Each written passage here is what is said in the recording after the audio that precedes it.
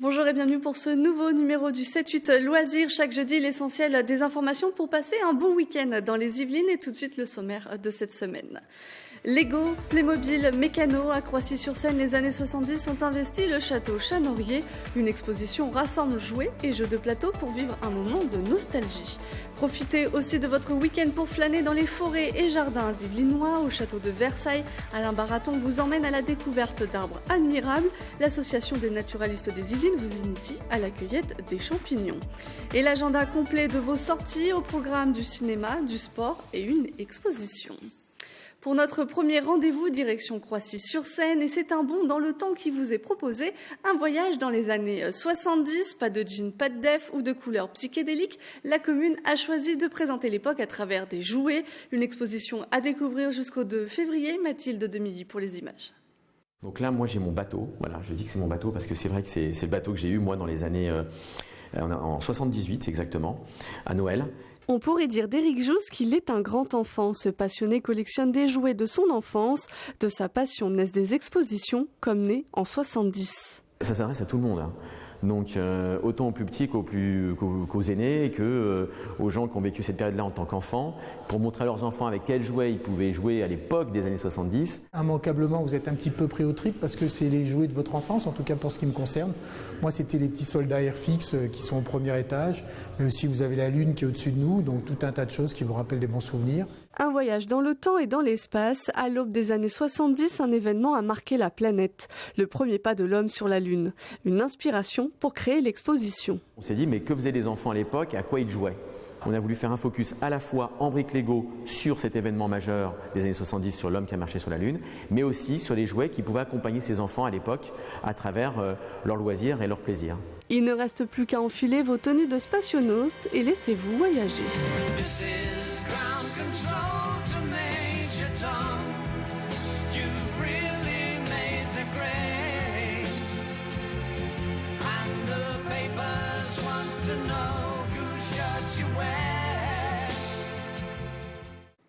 Laissez-vous compter les arbres au château. Ils sont au nombre de 350 000.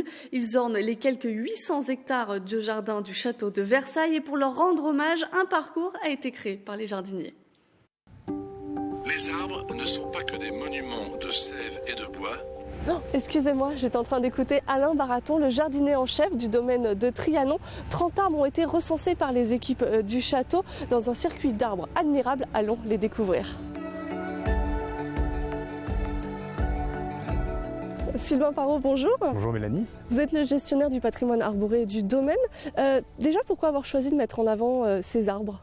On a voulu mettre en avant les arbres admirables du château de Versailles parce que pour nous jardiniers, c'est un patrimoine très important, parfois un peu méconnu.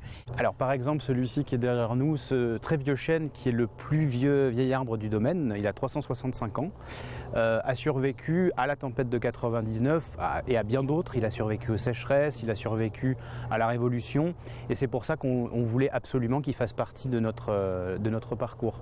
Alors, il est très certainement arrivé là tout seul, mais il est fort à parier que Louis XIV et André le Nôtre sont passés sous ses frondaisons assez régulièrement. Très bien. On en a vu un, on fait un petit bout de chemin ensemble. Bon, on va aller en voir d'autres, on en a encore quelques autres du côté du petit Trianon par exemple. Très bien. 30 arbres ont été identifiés par les équipes du château en fonction de leur âge ou de leur rapport à l'histoire. Les jardiniers se sont inspirés du label Arbre Remarquable. Alors ça, c'est un autre arbre, c'est un Sophora du Japon, c'est bien ça ? Tout à fait, c'est un Sophora du Japon, il a presque 200 ans et il est contemporain de Marie-Antoinette. En fait, celui-là, on est sûr que c'est elle-même, la jeune reine, qui a demandé à ce qu'on plante un arbre ici, à cet endroit-là, pour qu'elle puisse le voir depuis les fenêtres du petit Trianon. Et elle voulait également un arbre asiatique, un arbre exotique. Et on est certain que Marie-Antoinette passait le voir très souvent, aimait beaucoup cet arbre. Et donc c'est pour ça qu'il est venu s'intégrer dans la collection des arbres admirables. Merci Sylvain Parot. Alors des arbres, il y en a partout. Et je vous propose maintenant qu'on aille à l'orangerie.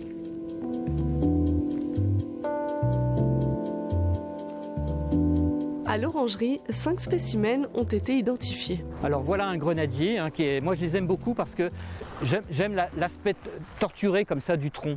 Ce côté un peu baroque associé à la régularité. Là on est vraiment dans le jardin, on va dire régulier, ce jardin maîtrisé ou cette nature maîtrisée par l'homme. Pour profiter de ces arbres admirables, il ne vous faut pas grand-chose. Il vous faut votre téléphone, des écouteurs, télécharger l'application. Il ne vous reste plus qu'à en profiter. Moi, il m'en reste encore une vingtaine, je vais y aller.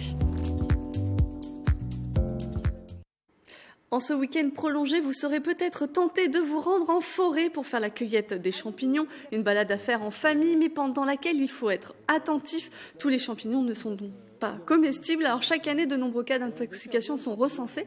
Mais Marilène Yapichino a été chercher quelques précieux conseils auprès d'Étienne Varnet.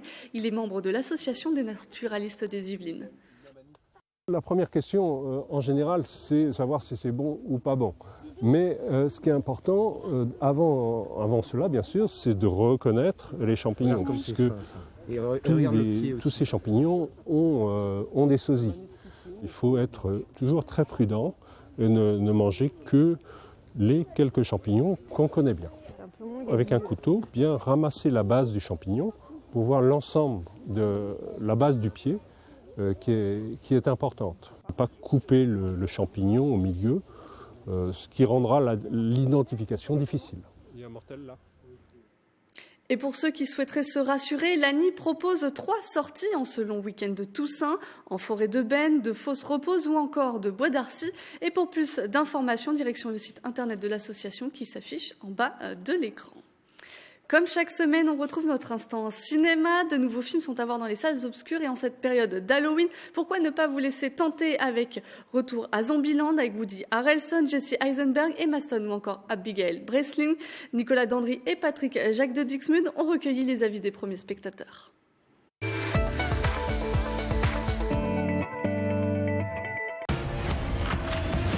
C'est l'heure de se la péter ou de la boucler. Très bon film en tout cas, dans la continuité du premier, donc beaucoup d'humour et vraiment je suis ravi. C'est drôle, j'ai déjà vu le premier alors oui. 10 ans se sont écoulés depuis l'apocalypse zombie.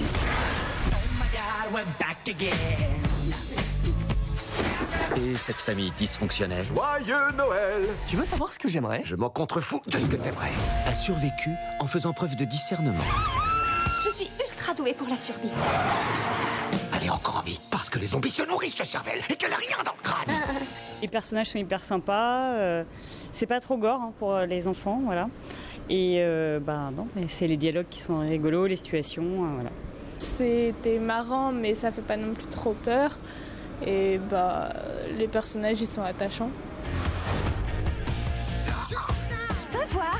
Ouais. Le vieux monsieur est tout petit. Il l'est plus, là il l'est plus, là il l'est. Tu le vois celui-là? Cette fille est adorable. Ça ne fait pas peur, non, c'est... il y a un peu de gore parce que c'est un film de zombies, mais c'est très très très drôle. À la fois, on pense que c'est sérieux, mais non, ce n'est pas du tout sérieux, c'est vraiment de la déconne jusqu'à la fin.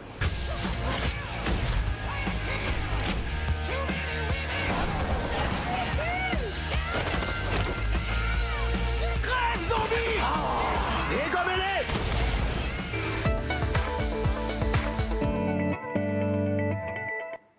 Un peu de sport à présent. Ce week-end, c'est aussi la course royale. Plus de 500 participants seront sur la ligne de départ à la pièce d'eau des Suisses de Versailles.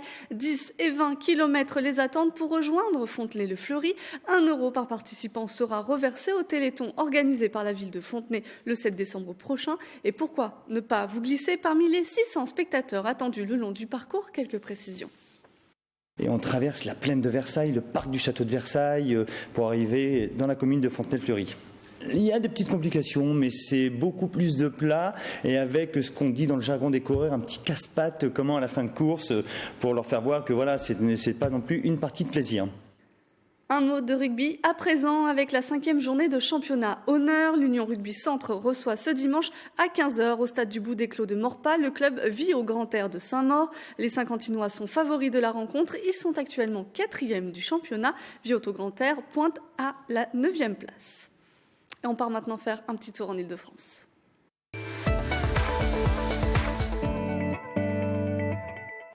Peut-être avez-vous rêvé un jour de devenir un espion à la Cité des Sciences. Vous pouvez vous tester avec une exposition autour des métiers du renseignement. C'est un sujet de nos confrères de Via Grand Paris. Espion, c'est certainement le métier le plus secret au monde, et en même temps, celui qui intrigue le plus. La Cité des Sciences et de l'Industrie a donc décidé de lever le voile sur l'univers si particulier de l'espionnage. Pour sa nouvelle exposition, elle présente les différentes facettes et les techniques liées aux 6 services de renseignement français à travers un parcours immersif. Cette exposition, elle commence par un sas, et du moment où vous passez ce sas, vous quittez l'espace du musée pour rentrer au cœur des services de renseignement. Donc vous n'êtes plus un simple visiteur, mais vous devenez un agent de renseignement. Et on vous apprend qu'a été détecté un essai nucléaire de faible intensité, mais le président de la République convoque les 6 services et demande sous 48 heures une note de renseignement. Et donc c'est vous qui allez devoir collecter des informations pour pouvoir ensuite les analyser, les recouper et donc rédiger cette note de renseignement. Donc on va faire de l'écoute sonore, faire de l'étude de vidéosurveillance, on va devoir dépoussiérer un bureau, on va vraiment devoir agir et se mettre dans la peau d'un agent. Grâce à une collaboration avec la série du Bureau des légendes et à la participation directe des services de renseignement, la Cité des Sciences et de l'Industrie a mis sur pied un rendez-vous ludique et surtout crédible. L'objectif est de présenter une image réaliste du monde de l'espionnage, loin des clichés véhiculés par le cinéma. L'objectif de cette exposition, en fait, c'est de montrer tous les métiers propres au renseignement. On a des métiers scientifiques, on a des métiers techniques, on a des métiers qui relèvent plutôt de compétences humaines, psychologiques. Donc là, en se mettant à la place d'un agent, on découvre tout cela. L'objectif ici est aussi de démythifier tout un tas d'idées reçues. James Bond n'existe pas, je suis désolée. James Bond, à lui tout seul, il incarne plus de 70 métiers que comporte le renseignement. Donc évidemment, tout ça, c'est pas possible, ce serait un surhomme. Donc là, vous allez découvrir véritablement les compétences et les différents métiers, et c'est déjà assez extraordinaire. Venez découvrir Espion à la Cité des Sciences et de l'Industrie jusqu'au 9 août 2020. C'est la fin de ce 7-8 loisirs. Merci de nous avoir suivis. Vous pouvez revoir cette émission en replay sur notre site internet et application mobile. On se retrouve jeudi prochain à 18h30 pour un nouveau numéro.